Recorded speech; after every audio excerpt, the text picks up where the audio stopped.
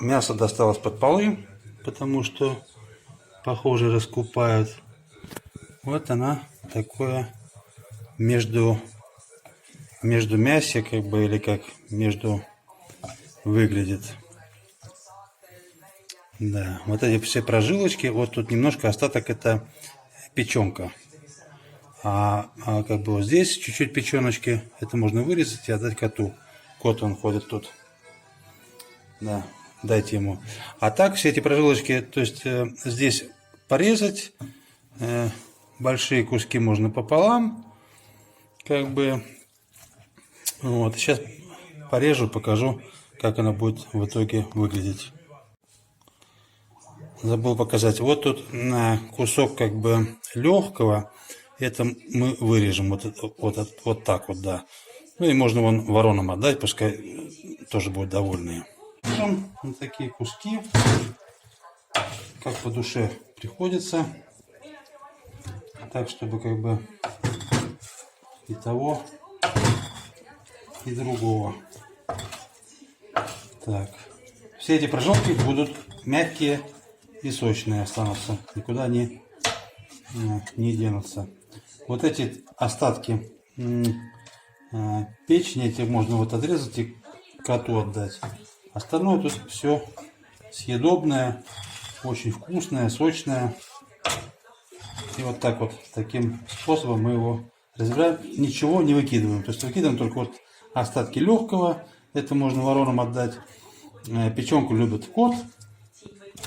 А остальное все, вот оно такое. Так вот выглядит. Это все нежнейшее мясо. Просто она немножко любит больше понежиться на температуре. Больше ничего. Так, вот такими кусочками мы нарезаем все это мясо. Все эти прожилочки, фитилочки. Все это превратится в жир, который необходим. То есть мы сперва баночки промываем. Затем вскипятили воду и все это, скажем так, дезинфицируем на всякий случай. Для последней дезинфекции. Рядом стоит дочка, которая снимает вместе с супругой. Они смеются в кулачок. Сказали, что я дурачок. Ну, лапким руки. Так, переворачиваем баночки. Они теперь чистые, предварительно вымытые, дезинфицированные. В каждый ставим по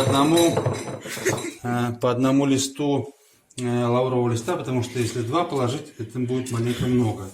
Будет горчить. Лучше не заложить, чем переложить. Так, есть перец горошком по щепотке на каждую баночку.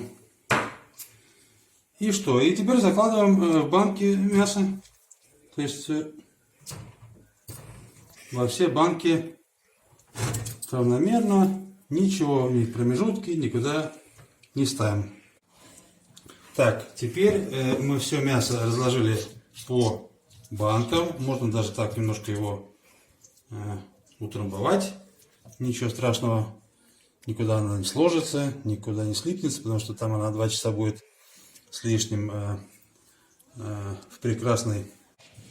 Так, по чайной ложке добавили соли на каждую банку. Теперь берем свежую крышку. Я дезинфицирую так быстренько. Раз. То есть это кипяченая вода. Закрыл. И можно как бы ее повернуть, закрыть до конца. Итак, все остальные банки.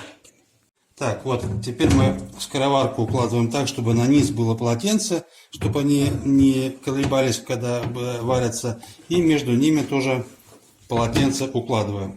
Теперь сюда зальем водой не до конца, так чтобы было бульканьем и всем этим место, скажем, до этого края.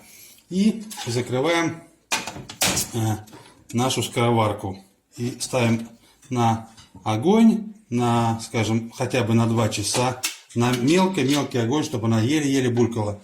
И дожидаемся, пока она приготовится. Затем выставляем на следующий день, достаем, выставляем в холодное место, чтобы она сделался холодец и образовался жир. И можно хранить в теплом месте до года. Итак, я поставил на второй кухне его вот в такой скороварке на огонь. Сперва на полную мощность и затем на самую маленькую, насколько возможно. Так, сегодня уже утро следующего дня. Открываем нашу скороварку и достаем наш продукт. Вот такой красивый он. Прозрачный бульон. Он здесь будет как холодец, сверху будет жирок. Поставим на прохладное место и потом покажу, что из этого получится. Ну вот, и это наш результат конечный. Вот он постоял, настоялся. Вот там прозрачный, как холодец такой, сверху жирок. Но жирок тут вот по краям, как бы там в середине все это мясо. Вот так это все выглядит. Сочное, вкусное и мягенькое.